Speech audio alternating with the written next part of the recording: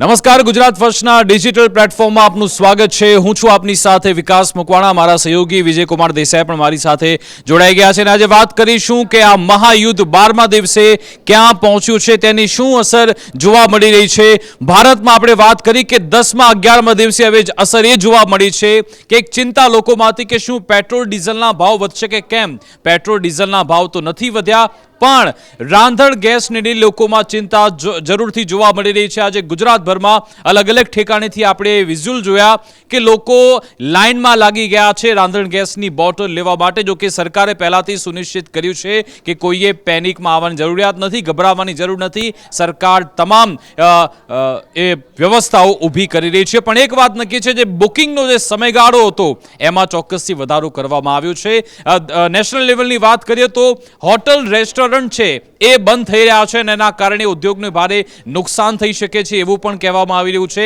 સાથે સાથે આપણી જોડે પર્યાપ્ત માત્રામાં ઓઇલનો જથ્થો છે એ પણ સુનિશ્ચિત કરી દેવામાં આવ્યું છે, પણ સવાલ એ છે કે 1 મહિના સુધીનો કે 2 મહિના સુધીનો સ્ટોક તો છે, પણ જો યુદ્ધ વધારે આગળ ચાલ્યું તો શું થશે એ વિશે પણ આપણે વાત કરીશું। સાથે સાથે ગઈકાલે ભારતના વિદેશ મંત્રી અને ઈરાનના વિદેશ મંત્રીએ બંને પણ ટેલિફોનિક વાતચીત કરી છે અને ઈરાને એ તમામ વિગતવાર ડે 1 થી લઈ અત્યાર સુધીની જે વાત છે, ઈરાન તરફનું પોતાનું વ્યૂ છે એ ભારત સમક્ષ રજૂ કર્યું છે, એ વિશે વાત કરીશું। અને હવે આવીએ ડોનાલ્ડ ટ્રમ્પ, બેન્જામિન નેતન્યાહુ અને ખામેનીના પુત્ર, આખરે એ ત્યાં ઈરાનમાં શું થઈ રહ્યું છે આપણે વાત કરીશું, કારણ કે 2 થિયરી ચાલી રહી છે। એક તો એ કે શું મોજતુબા ખામેની એ જીવિત છે કે પછી ગંભીર રીતે ઘાયલ છે, એને લઈ મોટો ખુલાસો થયો છે, એ વિશે વાત કરીશું। ઈરાને એક નવી ચેતવણી આપી દીધી છે મિડલ ઈસ્ટના દેશોને। પહેલા તો એમણે કહ્યું કે તમે અમારા ઓઇલ ઇન્ફ્રાસ્ટ્રક્ચર પર એટેક કર્યો, હવે અમે તમારા વોટર ઇન્ફ્રાસ્ટ્રક્ચર પર એટેક કરીશું। ન માત્ર વોટર ઇન્ફ્રાસ્ટ્રક્ચર,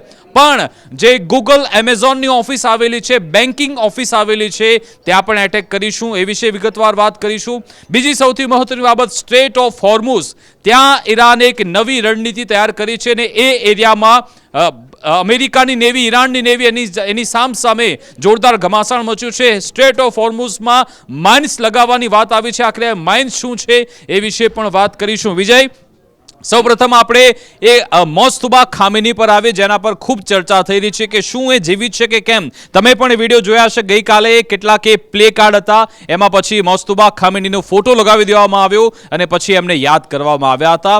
વેસ્ટર્ન મીડિયા એવો દાવો કરી રહી છે કે મોજતુબા ખામેની ઘાયલ છે અને હોસ્પિટલમાં તેમની સારવાર ચાલી રહી છે। ઈરાન દાવો કરી રહ્યું છે કે સંપૂર્ણપણે સ્વસ્થ છે, એ બાબતે શું કહેશો? બિલકુલ, અમેરિકન મીડિયાનો દાવો છે ને સાથે સાથે મિડલ ઈસ્ટના જે મોટા ન્યૂઝ આઉટલેટ છે એ તમામે પુષ્ટિ કરી છે કે મુજબતા ઘાયલ થયેલા છે।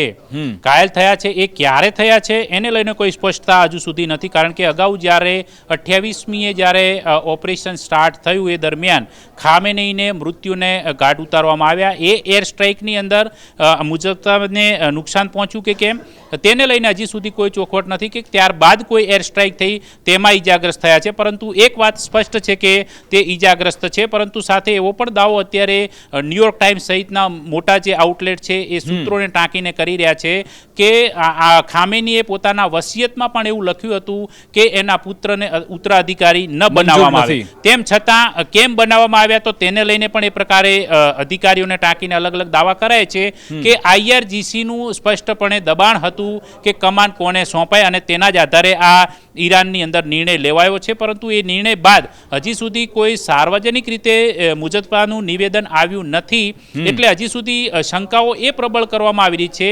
મીડિયા થકી કે મુજબતા જીવિત છે કે કેમ, ઘાયલ છે કે કેમ, એટલે એ અટકળો ચાલી રહી છે। પરંતુ ઈરાનની અંદર આ પ્રકારની કોઈ અટકળો નથી। ઈરાન સતત આ પ્રકારના સમાચારોને અવગણી રહ્યું છે કે એ મુદ્દે કોઈ પુષ્ટિ કરતું નથી કે એને નકારતું પણ નથી, એટલે લોકોમાં એ ચર્ચા વધારે અસમંજસ પેદા કરી રહી છે।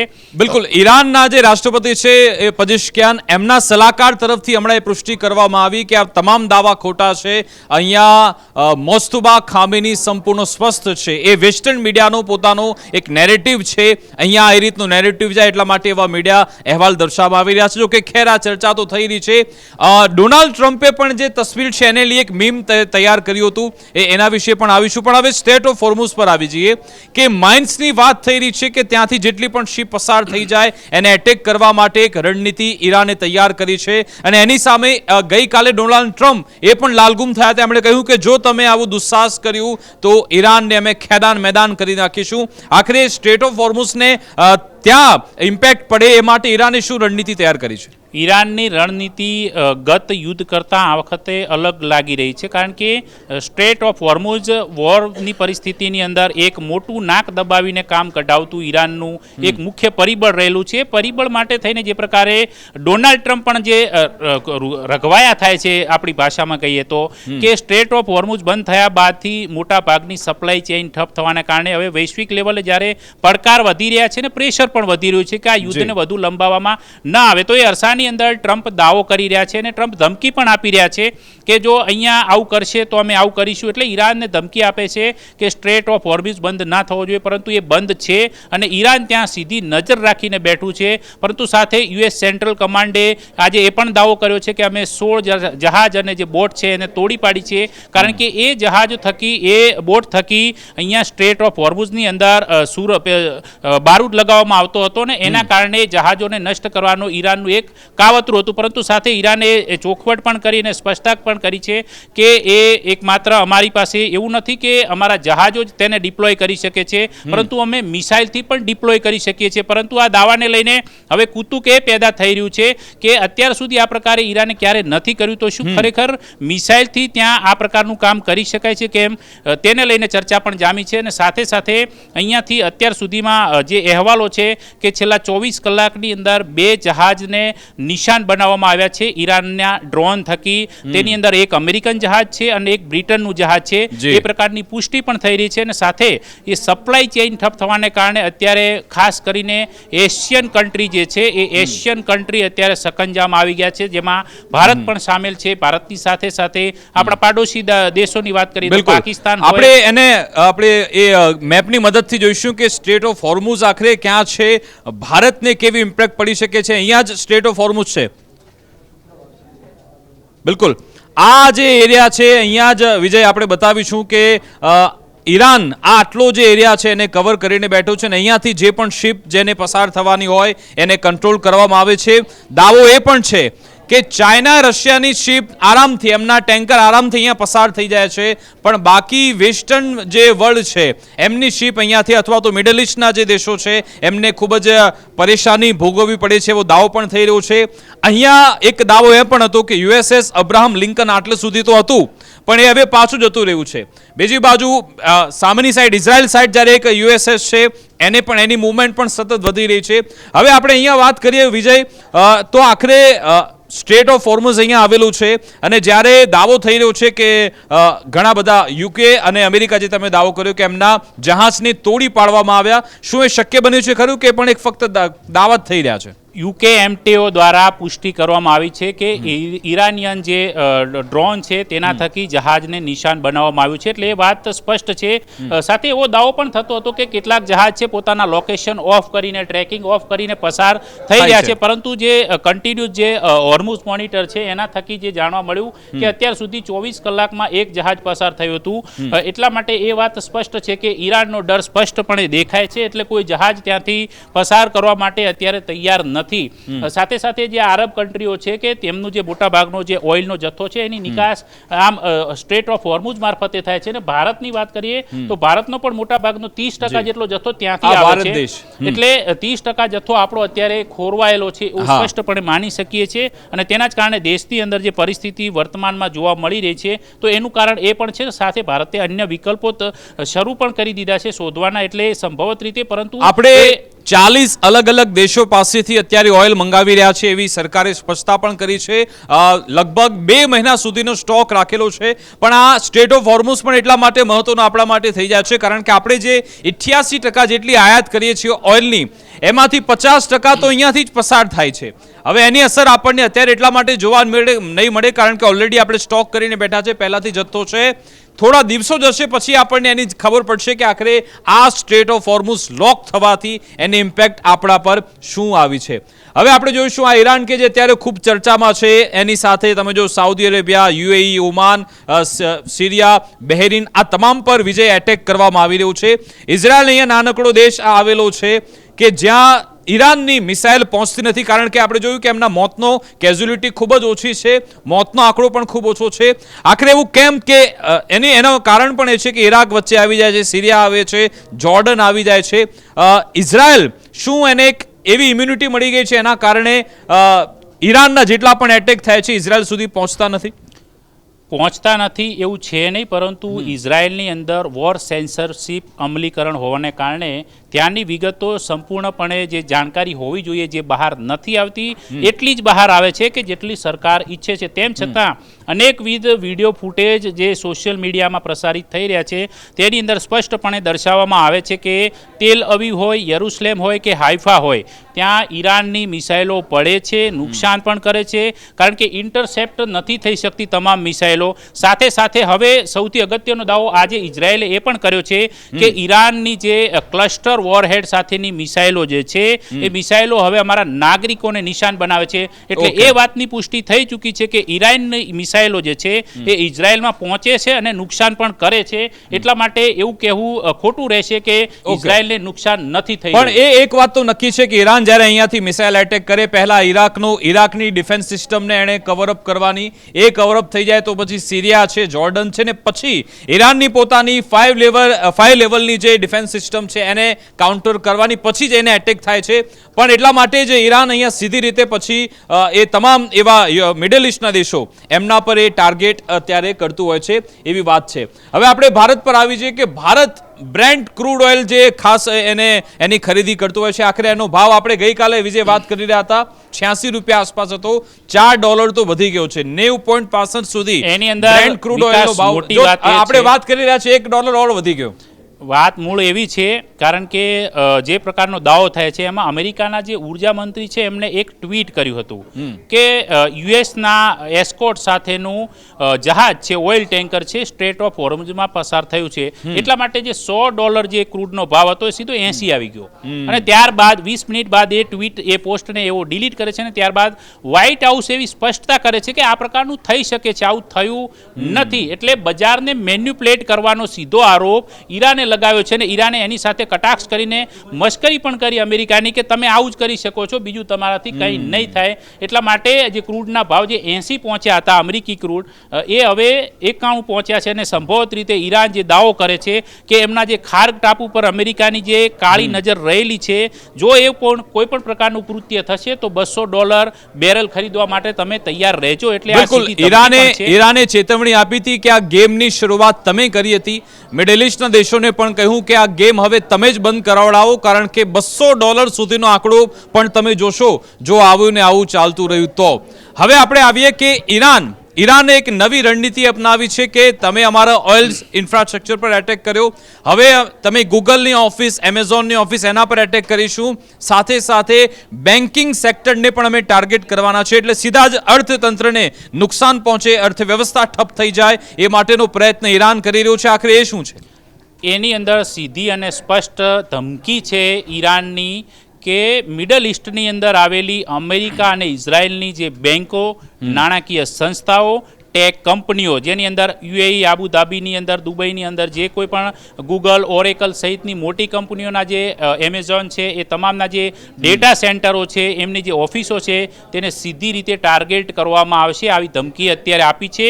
એ ધમકીનો સીધો અર્થ એ થાય છે કે ઈરાન કોઈ પણ રીતે હાલ હળવાશના મૂડમાં નથી અને સીધી જ રીતે ટક્કર લઈ રહ્યું છે અને ટક્કર આપી પણ રહ્યું છે. અને સાથે સાથે અગાઉ પણ એક વખત સમાચાર એ હતા કે એમેઝોનના ડેટા સેન્ટરને એમણે એમને નુકસાન પહોંચાડ્યું હતું, પરંતુ હવે સાથે લોકોને એવું પણ કહી દીધું છે મિડલ ઇસ્ટમાં વસતા તમામ લોકોને કે તમે નાણાકીય સંસ્થાઓ એટલે કે બેંકોથી 1 કિલોમીટર દૂર રહેજો, એની નજીક આવતા નહીં, કારણ કે હવે અમે તેમને સીધે જ રીતે તેમની આર્થિક વ્યવસ્થા પર પ્રહાર કરવાના છીએ. અને સાથે સાથે તેમણે અન્ય દેશોની અંદર વસતા જે મુસ્લિમ સમુદાયના લોકો છે તેને પણ ઈરાને એક આગાહ કર્યું છે, આહવાન કર્યું છે કે તમે દુશ્મન દેશોના જે સૈન્ય બેઝ છે કે તેમને જે કોઈ હોટલમાં છુપાયા છે એની જાણકારી અમને આપો તો અમે સીધા એમને ટાર્ગેટ કરીએ. તો એ પણ એક અપીલ કરી છે અને મુસ્લિમ સમુદાય એટલે કે એમના જે સમર્થન ધરાવતા શિયા સમુદાયના ખાસ કરીને ઈરાનનું સમર્થન કરતા લોકોને આ પ્રકારની માહિતી આપવા માટેની વિનંતી કરી છે. એ પણ એક મોટું અપડેટ છે. ઈરાન બધી જ રીતે ભાવનાત્મક રીતે પણ આ પ્રકારે યુદ્ધની અંદર લોકો સાથે ખેલી રહ્યું છે, પરંતુ જોવાનું એ રહેશે કે આખરે ઈરાનની આ જે સ્ટ્રેટેજી છે આ સ્ટ્રેટેજી તેને વોરમાં કેટલી મદદરૂપ થઈ શકે છે. બિલકુલ. ડોનાલ્ડ ટ્રમ્પ એ અત્યારે ખૂબ જ સ્ટ્રેસમાં છે, ચિંતામાં, એટલા માટે ભલે બતાવતા ન હોય પણ એમના જે અલગ અલગ નિવેદન આવે છે, અલગ અલગ કોન્ટ્રાડિક્શન આવે છે, એ જ બતાવે છે કે અત્યારે એ અહીંયા ફસાઈ ગયા છે. આ યુદ્ધમાંથી બહાર નીકળવાનો પ્રયત્ન કરી રહ્યા છે ડોનાલ્ડ ટ્રમ્પ. એવું એટલા માટે લાગ્યું, ગઈકાલે સમાચાર આવ્યા હતા કે સાઉદીમાંથી એમણે પોતાના જે ટેન્કર વિમાન છે એ પણ પરત લઈ લીધા છે. અમેરિકા પોતાના એર એસેટ્સ ત્યાંથી હટાવી રહ્યું છે. બહેરીન, જોર્ડન, એ તમામ જગ્યાએથી જેટલા પણ એમના જે અમેરિકન સૈનિકો છે ત્યાંથી પરત જતા હોય તેના ઘણા બધા વિડીયો પણ સામે આવ્યા. અને આજે તો વિજય આપણે એક વિડીયો પણ જોયો કે જે ચાઇનીઝ આઉટલેટ તરફથી એને રિલીઝ કરવામાં આવ્યો છે, અને કદાચ જોર્ડનના એ અમેરિકન બેઝનો વિડીયો છે કે જ્યાં એવી તબાહી મચી છે કે અમેરિકન સૈનિકો નાસ્તા ભાગી રહ્યા છે ત્યાંથી. એટલે આજે ઈરાન એટલે કે IRGC સ્પષ્ટપણે દાવો કર્યો કે ખોરામ શહેર નામની જે અમારી હેવી મિસાઇલ જે છે જે ક્લસ્ટર વોર હેડ સાથે ઇઝરાયલમાં પણ ત્રાટકી છે, અને સાથે સાથે US સૈન્ય બેઝ જે મિડલ ઇસ્ટમાં આવેલા છે તેમાં ખાસ કરીને બહેરીનની રાજધાની મનામા, આની સાથે જોર્ડન, કુવેત, પછી દુબઈની અંદર પણ અત્યારે એટેક થયો છે એરપોર્ટ પર, જેની અંદર એક ભારતીય નાગરિક પણ ઈજાગ્રસ્ત છે, સાથે ઘાનાના 2 નાગરિક છે અને એક બાંગ્લાદેશી નાગરિક છે તે ઈજાગ્રસ્ત થયો છે. એટલે એ ઇઝરાયલની સાથે સાથે ઈરાને યુએસના સૈન્ય ઠેકાણોને નિશાન બનાવીને જે 3 કલાકથી વધુ સમયગાળામાં સતત મિસાઇલો છોડી અને મિસાઇલોના કારણે મોટા પાયે નુકસાન પણ થયું. એની વિડીયો ક્લિપ્સ પણ સામે આવેલી છે અને તેના કારણે સૌથી અગત્યનું જે ઈરાક જે છે, ઈરાકની અંદર ઇરબિલ શહેર છે કે જ્યાં અમેરિકી સેનાનો મોટો બેઝ આવેલો છે, અને સાથે બગદાદ એને પણ નિશાન બનાવ્યું છે. જોર્ડનમાં પણ નિશાન સાધ્યું છે. સાથે જે બહેરીનની અંદર તો જે US નેવીની જે 5મી જે ફ્લીટ છે એના મુખ્યાલયને ઉડાવ્યું હોવાનો પણ દાવો IRGC દ્વારા કરવામાં આવ્યો છે. અને સાથે હજી પણ એ પ્રકારનો એક ધમકી આપવામાં આવી રહી છે કે અમેરિકી સેનાના જેટલા પણ ઠેકાણા હશે એક પણ ઠેકાણાને અમે છોડવાના નથી. પરંતુ હવે આનાથી ચિંતા એ વધી રહી છે કે અન્ય જે દેશો છે, ખાસ કરીને રશિયા અને ચીન, એની ભૂમિકાને લઈને ઘણા બધા સંદેહ વ્યક્ત કરવામાં આવી રહ્યા છે. અમેરિકા દ્વારા એવું પણ કહેવામાં આવી રહ્યું છે કે રશિયા ગુપ્તચર માહિતી આપી રહ્યું છે. આજે ઝેલેન્સ્કીએ પણ, યુક્રેન રાષ્ટ્રપતિ ઝેલેન્સ્કીએ પણ એવું કહ્યું કે રશિયા સીધી રીતે ઈરાનને મદદ કરી રહ્યું છે. બિલકુલ, એ ઝેલેન્સ્કીનો દાવો એટલા માટે છે કારણ કે જે પ્રકારે પરિસ્થિતિ સર્જાઈ હતી કે યુક્રેન અને રશિયા વોરમાં, તો એ દરમિયાન ઈરાને ઘણી બધી ડ્રોનની આ તે જે હથિયારોની મદદ છે રશિયાને કરી છે, અને રશિયા આડકતરી રીતે ગુપ્તચર માહિતી જે અમેરિકી સેનાને લગતી જે છે એ આપતું હોય એ પ્રકારનો શંકા પૂરેપૂરી અમેરિકાને છે ને, એટલે જ પુતિનને ટ્રમ્પે ફોન કરીને કદાચ એ જ ચર્ચા કરી હશે કે તમે કેમ અમારી માહિતી આપો છો. અને એટલે ઝેલેન્સ્કી પણ અત્યારે કદાચ ચૂટકી લઈ રહ્યા હોય એવું પણ કહી શકીએ, કારણ કે ઝેલેન્સ્કીને પણ ખબર છે કે જે પ્રકારે રશિયા રમી રહ્યું છે, રશિયા માટે આ યુદ્ધ કદાચ ફાયદાકારક છે. જે મને ભારે પડી શકે છે તો એ અરસાની અંદર જો કે યુક્રેન પાસે જે કાઉન્ટર ડ્રોન સિસ્ટમ જે ગઈકાલે હાસ્યાસ્પદ સ્થિતિ એ જોવા મળી કે બંને યુદ્ધમાં છે, એટલે રશિયા પણ યુદ્ધમાં છે, અમેરિકા પણ યુદ્ધમાં છે. ડોનાલ્ડ ટ્રમ્પ સલાહ આપે છે પુતિનને કે ભાઈ તમે યુક્રેન વાળું યુદ્ધ બંધ કરી દો, ને પુતિન સલાહ આપે છે ડોનાલ્ડ ટ્રમ્પને કે તમે ઈરાન વાળું યુદ્ધ બંધ કરી દો. બંને એકબીજાને સુફિયાળી સલાહ આપે છે. બિલકુલ, પરંતુ આમાં પલડું અત્યારે રશિયાનું ભારે કહી શકાય, કારણ કે છેલ્લે જોઈએ તો 5 વર્ષથી અમેરિકા સીધી રીતે કોઈ યુદ્ધમાં નથી સપડાયેલું અફઘાનિસ્તાન ખાલી કર્યા બાદથી, પરંતુ આ વખતે એવું થયું છે કે બરાબરની ટ્રેપમાં આવી ગયું છે. એટલે આમાંથી કેમ નીકળવું એને લઈને પણ જે પ્રકારે રાષ્ટ્રપતિ ટ્રમ્પના સલાહકારો તેમને સૂચન કરી રહ્યા છે, કારણ કે આંતરિક રાજનીતિનો પણ એક મુદ્દો ઊભો થઈ રહ્યો છે અમેરિકામાં. સાથે ઈરાન તો દાવો કરી રહ્યું છે કે ભાઈ તમે ઈરાનના નાગરિકોને નિશાન બનાવી રહ્યા છો, અમારી પાસે તમે કંઈ ઉકાળી લેવાના નથી, પરંતુ આનું પરિણામ તો તમારે અને અમેરિકાના નાગરિકોએ જ ભોગવવાનું આવવાનું છે જી. જે તમને પણ નડશે. કદાચ મધ્ય સત્ર ચૂંટણીમાં ટ્રમ્પ માટે એ મુશ્કેલ પરિસ્થિતિ પણ સર્જાઈ શકે, કારણ કે મોંઘવારીનો બોમ્બ છે એ ચોક્કસપણે રાજકારણ પર પણ અસર કરે છે. બિલકુલ. પણ આ બધાની વચ્ચે જ્યારે પહેલી વાર 28 ફેબ્રુઆરી ઈરાન પર એટેક થયો હતો અને જે નેરેટિવ સેટ કરવામાં આવી રહ્યો હતો ડોનાલ્ડ ટ્રમ્પ અને નેતન્યાહુ તરફથી, જ્યારે એટેક નહોતો થયો અને 1 મહિના પહેલા ઈરાનની જનતાને સતત અપીલ કરવામાં આવતી હતી કે તમે રસ્તા પર ઉતરી આવો, આ રિઝિમને તમે હટાવી દો, તમે સીધી રીતે વિરોધ કરો. જો કે એમાં એમને સફળતા નથી મળી. એમને લાગતું હતું કે 28 ફેબ્રુઆરીએ ખામેનીની હત્યા બાદ લોકો રસ્તા પર આવી જશે ને બાજી એમના હાથમાં આવી જશે, પણ એવું થયું નથી. ને તમે જો આજે 12મા દિવસે પણ સતત અપીલ કરવી પડી રહી છે. રઝા પહેલવી કે જે અમેરિકામાં બેઠા બેઠા આજે વધુ એક વિડીયો એમણે બનાવ્યો અને ઈરાનની જનતાને અપીલ કરી રહ્યા છે કે હવે તમે રસ્તા પર ઉતરી આવો, તમને અપીલ કરું છું કે આપણે આ આખો જે માહોલ છે ઈરાનને શાંતિના રસ્તે આગળ લઈ જવાનું છે એવી અપીલ કરી. ગઈકાલે નેતન્યાહુએ પણ મોડી રાત્રે પ્રેસ કોન્ફરન્સ કરી હતી. એમણે કહ્યું છે કે ઈરાનની જનતા, અમે તમારા માટે જ કામગીરી કરી રહ્યા છીએ, તમારા વિકાસ માટે, તમારી સુરક્ષા માટે કામગીરી કરી રહ્યા છીએ. અત્યારે ટોર્ચ અમારા હાથમાં છે, પણ થોડા સમય બાદ ટોર્ચ અમે તમને આપવાના છીએ ઈરાનની શાંતિ માટે. પણ લાગે છે ખરા કે ઈરાનની જનતા આવશે એમની વાતોમાં. ડોનાલ્ડ ટ્રમ્પ સતત અપીલ કરી રહ્યા છે, નેતન્યાહુ સતત અપીલ કરી રહ્યા છે, રઝા પહેલવી પણ અપીલ કરી રહ્યા છે.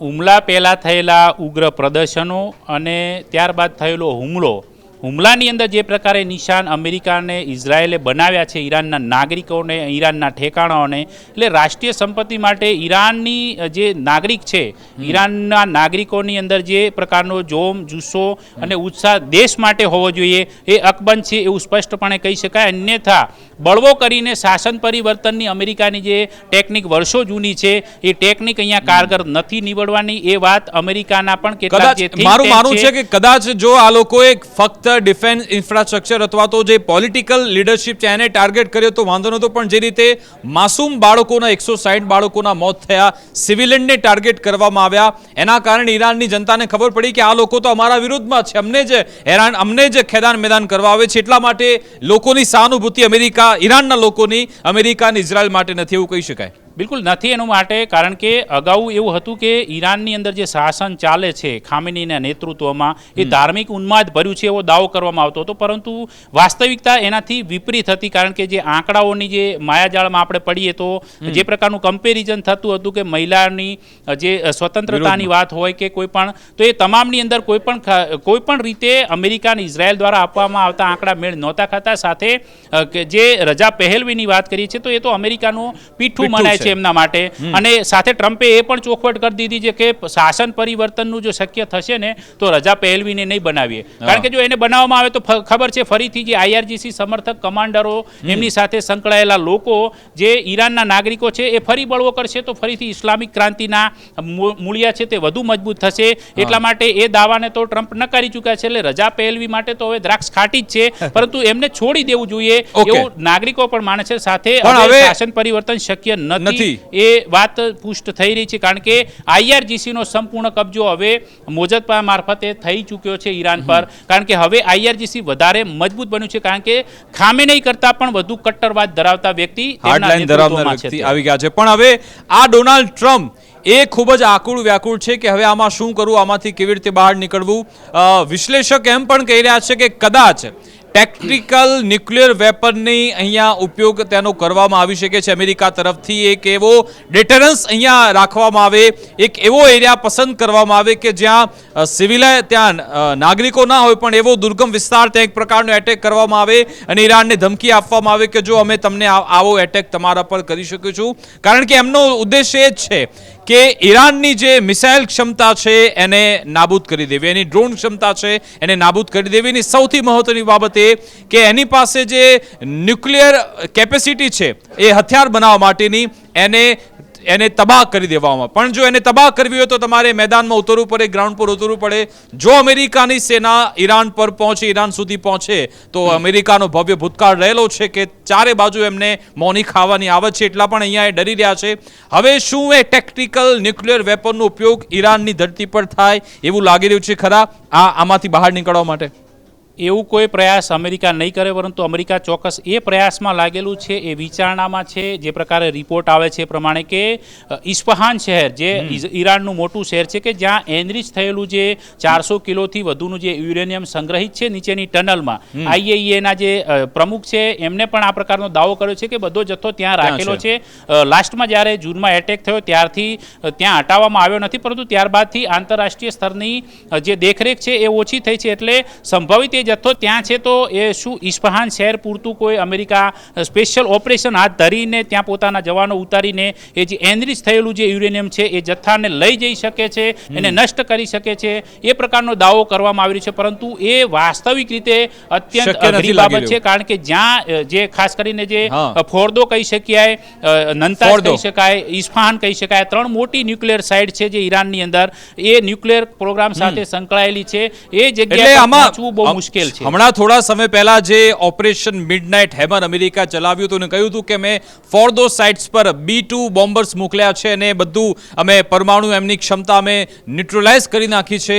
તો શું એ વખતે એમનો જે હુમલો છે એ નિષ્ફળ ગયો છે એવું કહી શકાય? કે જો નિષ્ફળ નથી ગયો તો પછી તમારે અત્યારે એટેક કેમ કરવો પડ્યો? અને બીજી સૌથી મહત્વની બાબત છે કે boots on the ground, America શું એ પગલું ભરશે કે કેમ કે પોતાના જવાનોને ત્યાં ઈરાનની ધરતી પર મોકલે? કારણ કે ઈરાન એ ગોરિલા યુદ્ધમાં માહિર છે. IRGC નહીં મોકલે એનું કારણ છે કારણ કે પેન્ટાગોને આજે જે પ્રકારે અત્યાર સુધી દાવો કરવામાં આવતો હતો કે કેટલા અમેરિકન સૈનિકોને નુકસાન થયું છે મિડલ ઇસ્ટમાં આ યુદ્ધની અંદર, તો આજે પહેલી વખત પેન્ટાગોને સ્વીકાર્યું છે કે 140 સૈનિકો અમારા ઈજાગ્રસ્ત થયા છે. તે પૈકી 100 સમથિંગ જે સૈનિકો છે સારવાર બાદ પરત ફર્યા છે, પરંતુ 7 સૈનિકોના કુવૈત અને સાઉદી અરેબિયાની અંદર મૃત્યુ થયા છે.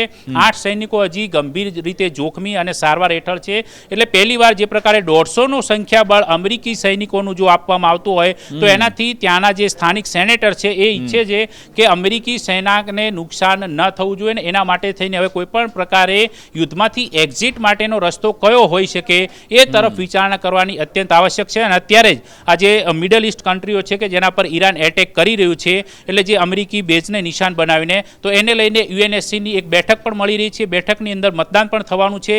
ઈરાન વિરુદ્ધમાં મતદાન થશે, પરંતુ સાથે એક ટ્વિસ્ટ એ પણ આવ્યો છે કે પાકિસ્તાન થોડીક અવળચંડાઈ કરવા જઈ રહ્યું છે, પરંતુ એને પણ સીધી જ રીતે ઈરાનના રાષ્ટ્રપતિ મસૂદ પેજેસ્કીયાને ધમકી આપી છે કે સણખા રહેજો નહીતર મજા નહીં આવે. બિલકુલ. અને તમે જુઓ કે શાહબાઝ શરીફે ગઈકાલે મોસ્તુબા ખામેની જ્યારે નવા સુપ્રીમ લીડર તરીકે આવ્યા છે તો શાહબાઝ શરીફે એ માટેને અભિનંદન આપી દીધા, ઓમાને પણ આપી દીધા, તુર્કીએ પણ આપી દીધા. આ પાકિસ્તાન કે જે અમેરિકાનું પીઠ્ઠું ગણવામાં આવે છે અને પાકિસ્તાનને ખબર છે કે મોસ્તુબા ખામેની ડોનાલ્ડ ટ્રમ્પને પસંદ નથી, છતાં પણ પાકિસ્તાન આ રીતના અભિનંદન આપે છે. એ શું સંદેશ આપે છે? એટલે કે દૂધમાં અને દહીંમાં બંને જગ્યાએ પાકિસ્તાન બંને બાજુ પગ રાખવા માંગે છે. એક તો અમેરિકાને માખણ લગાવીને ખુશ રાખવું, સાથે તુર્કીને સાથે રાખીને ઇસ્લામિક ક્રાંતિના એક મોટા નેતા તરીકે ઉભરવું, સાથે ઈરાનને પણ સાથે રાખવું છે. સાઉદી અરબ સાથે તો એની જે સંરક્ષણ ડીલ થયેલી છે એ ડીલ અંતર્ગત, કારણ કે ઈરાન સાઉદી અરબ પર અત્યારે એટેક કરી રહ્યું છે એવું સાઉદી અરબ સંપૂર્ણપણે માને છે, પરંતુ ઈરાન સ્પષ્ટ કરે છે કે અમે સાઉદી અરબ પર નહીં પરંતુ સાઉદી અરબમાં આવેલા અમારા દુશ્મન અમેરિકાના ઠેકાણાને નિશાન બનાવે છે. એટલે લોકોની એક નજર એ પણ હતી કે તાજેતરમાં સાઉદી અરબ ને પાકિસ્તાન વચ્ચે જે સંરક્ષણ ટ્રીટી જે થઈ છે એ અંતર્ગત જો સાઉદી પર એટેક કરવામાં આવે તો એ એટેક પાકિસ્તાન પર પણ માનવામાં આવે અને બંને સાથે મળીને દુશ્મન પર હુમલો કરવો. પરંતુ અત્યાર સુધી કેમ પાકિસ્તાન આગળ નથી આવ્યું? તો શું એવું માનવું રહ્યું કે હવે એ સંરક્ષણ ટ્રીટી તૂટી ગઈ કે કેમ?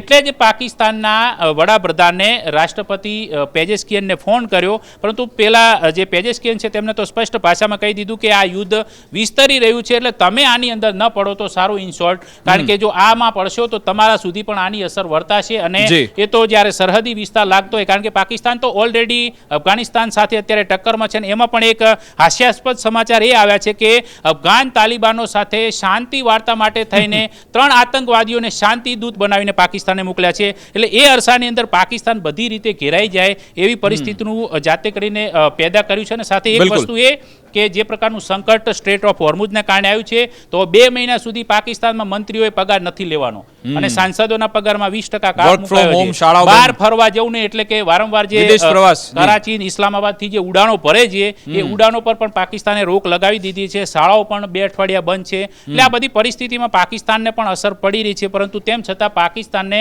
હજી ડાપણની જે દાઢ છે એ આમ તેમ ખસક્યા કરે છે, પરંતુ ક્યાંક એ આમાં આવે તો લેવરાઈ પણ જાય. બિલકુલ. અને તમને યાદ હશે કે પાકિસ્તાન અને સાઉદી અરેબિયાએ એ પ્રમાણેના પેક્ટ કરેલા છે, કરાર કરેલા છે કે જો સાઉદી અરેબિયા પર એટેક થાય તો એનો મતલબ કે પાકિસ્તાન પર એટેક થયો છે, જો પાકિસ્તાન પર એટેક થાય તો સાઉદી અરેબિયા પર એટેક થયો છે. તમે જો હમણાં જ અરસામાં બંને દેશ પર એટેક થઈ ચૂક્યા છે, પણ બંને બોલવા તૈયાર નથી, બંને ચૂપ છે. કોઈએ પણ આ બાબતે જાણે કે માની લો પાકિસ્તાન પર અફઘાનિસ્તાને હુમલો કર્યો, સાઉદી અરેબિયા ચૂપ છે. ઈરાને સાઉદી અરેબિયા પર એટેક કર્યો તો પાકિસ્તાન પણ ચૂપ છે. એટલે આ કરાર ફક્ત કાગળ પર જ છે. આપણે જે કહેવામાં આવે છે ને કે બધા કામ કાગળ પર જ છે, અહીંયા પણ એવું જ થયું. બિલકુલ એ જ થયું. અને સાથે એક સમાચાર એવા પણ આવ્યા છે કે ઇઝરાયલના પૂર્વ પીએમ જે નેફ્તાલી બેનેટ જે છે એમણે તો હવે ઈરાનથી પણ વટીને આગળ તુર્કીને પોતાના માટે એક મોટો ખતરો મનાવ્યો છે. જો કે તુર્કી નાટો સાથે પણ સંકળાયેલું છે, એટલા માટે કદાચ સંભવ નથી, પરંતુ જે પ્રકારે તુર્કીની હરકતો વર્તમાન સમયની અંદર લાગી રહી છે તો ઇઝરાયલ તરફથી આવતું આ નિવેદન છે એ પણ આ મિડલ ઇસ્ટની અંદર ખાસ કરીને આગામી સમયમાં જોખમી બની શકે છે. પરંતુ હાલ ઈરાન, અમેરિકા અને ઇઝરાયલ, એટલે ખાસ કરીને ઇઝરાયલના સાથે રહીને અમેરિકાએ જે પ્રકારનું પગલું ભર્યું, પરંતુ ડગલું ભરતા ભરાઈ ગયું છે. હવે પીછે કેમ હટવું એના જેવી પરિસ્થિતિ થઈ છે, પરંતુ પારોઠના પગલાં ભરાવે એવી ઈરાનની જે વ્યૂહ નીતિ છે એ દિન પ્રતિદિન મજબૂત થઈ રહી છે. એટલે ઈરાને તો નક્કી જ કર્યું છે કે મેં બરબાદ હોના ચાહતા હું, એટલે કે તમે આવો મારી પર એટેક કરો ગમે એટલો, અમે તો પરમાણુ હથિયાર બનાવીને જ રહીશું. અને સાથે સાથે ભારતની વાત કરીએ તો ભારતની ડિપ્લોમેટિક ચેનલ પણ ચાલુ જ છે. આપણે જે દિવસે 28 ફેબ્રુઆરીએ એટેક થયો હતો એના અડધા કલાકમાં જ આપણા વિદેશ મંત્રીએ ઈરાનના વિદેશ મંત્રી સાથે વાત કરી હતી. ગઈકાલે પણ ખાસી એવી લાંબી વાતચીત થઈ છે. એટલે કે ભારત આમાં ન્યુટ્રલ છે એ સતત આપણે બતાવવાનો પ્રયત્ન કર્યો છે. કોઈ એક બાજુ ભારત છે નહીં એ પણ આપણે બતાવ્યું છે. ને હવે ઓવરઓલ આપણે સમઅપ કરીએ તો આ જે આખો યુદ્ધનો આખો જે વિસ્તાર છે મિડલ ઈસ્ટ, ઈરાન કે જેના પર પહેલા એટેક થયો હતો અને એમાં તમામ મિડલ ઈસ્ટના દેશો છે પ્રભાવિત થઈ રહ્યા છે. આ બાજુ પાકિસ્તાન, અફઘાનિસ્તાન એ બંનેનું પણ યુદ્ધ થઈ રહ્યું છે. ભારતમાં તેની અત્યારે શું અસર? અત્યાર પૂરતી એલપીજી ગેસની થોડી અછત છે અને સાથે સાથે કોમર્શિયલ ગેસની અછત આવી રહી છે. પેટ્રોલ ડીઝલની કોઈ અછત નહીં થાય અથવા તો એને લઈ કોઈએ પેનિક આવું નહીં એવી સરકારે અત્યારે આશ્વાસન તો આપી દીધું છે. જોવાનું રહેશે કે હવે એમાં ભારત પર તેની બીજી કોઈ અસર થાય છે કે એના માટે થઈને વિકાસ ગઈકાલે જે પ્રકારે કેન્દ્રીય મંત્રીમંડળની એક બેઠક હતી પીએમ મોદીની અધ્યક્ષતામાં, તેની અંદર મંત્રીઓ અને તમામ વિભાગના મંત્રાલયોને પણ એક સુવ્યવસ્થિત સંકલન કરીને સુચારુ રૂપે સમગ્ર વ્યવસ્થા જળવાઈ રહે તે માટે થઈ અને સંભવિત પડકારો છે તેને પહોંચી વળવા માટેની જે કામગીરી છે તેને સુનિશ્ચિત કરવા માટેની દિશા નિર્દેશ છે તે પણ વડાપ્રધાને આપ્યા છે. પરંતુ સાથે જે પેટ્રોલિયમ મંત્રાલય છે તે સતત એક્ટિવ છે. દિવસમાં 3 વખત બેઠકો થઈ રહી છે. સમગ્ર જે પુરવઠો છે તેની સપ્લાય ચેનને લઈ અને જે પુરવઠો છે એની પણ સમીક્ષા કરવામાં આવી છે. પરંતુ તેમ છતાં દેશના અલગ અલગ રાજ્યોમાંથી જે દ્રશ્યો અને અહેવાલો આવી રહ્યા છે કે મોટાભાગે ખાસ કરીને હોટલ રેસ્ટોરન્ટ એસોસિએશન તરફથી જે નિવેદનો આવે છે તેની અંદર મોટાભાગના રાજ્યોની અંદર હોટલ માલિકોને, રેસ્ટોરન્ટ માલિકોને કોમર્શિયલ પુરવઠો નથી મળી રહ્યો ગેસનો, જેના કારણે મોટા પ્રમાણમાં તકલીફ સર્જાય છે. પરંતુ ઘરેલું અને સાથે પરિવહન એટલે કે સીએનજી એના માટેનો જથ્થો સંપૂર્ણપણે ઉપલબ્ધ છે. સાથે અન્ય પેટ્રોલિયમ પ્રોડક્ટ્સની અંદર ઈંધણ માટે વપરાતું પેટ્રોલ, ડીઝલ હોય એનો જથ્થો પણ હાલ પૂરતો યોગ્ય રીતે છે. સાથે તમામ જે રિફાઇનરીઓ છે મેંગ્લોર, વિશાખાપટ્ટનમ એ સંપૂર્ણપણે 100% કાર્યરત છે, જેના કારણે હાલ કોઈ અછત નહીં સર્જાય. પરંતુ જે પ્રકારે એલપીજીને લઈને જે અછત છે એનું કારણ સ્ટ્રેટ ઓફ હોર્મુઝ બંધ થવાનું છે, પરંતુ એનો પણ વિકલ્પ શોધવામાં આવી રહ્યા છે અને સંભવત એ પણ દૂર થઈ શકે છે. બિલકુલ. એટલે કે કુલ મળીને આખો વિસ્તાર વોર ઝોનમાં છે અને અહીંયા ઈરાન ઇઝરાયલ પર એટેક કરી રહ્યું છે. આ તમામ જે મિડલ ઈસ્ટના દેશો છે એના પર એટેક થઈ રહ્યું છે. અહીંયા સ્ટ્રેટ ઓફ હોર્મુઝ કે જે અમેરિકન નેવી અને ઈરાનની નેવી એ પણ આમને સામને છે, તમામ પર એટેક થઈ રહ્યું છે. આ તણાવ છે. ભારતમાં એલપીજી ગેસ એની અછતની વાત આવી છે. હવે આખું જે અમેરિકા એક નવી રણનીતિ સાથે આગળ વધી રહ્યું છે કે કદાચ જે ટેક્ટિકલ ન્યુક્લિયર વેપન એની અત્યારે ચર્ચાઓ થઈ રહી છે, શું એનો ઉપયોગ થશે કે કેમ, શું આ તણાવ ભર્યો માહોલ ઓર વધારે ઉગ્ર થશે, એના પર મારી નજર બનેલી છે. આવા જ અપડેટ્સ માટે આપ જોતા રહો ગુજરાત ફર્સ્ટ ન્યૂઝ. અમને રજા આપશો. નમસ્કાર.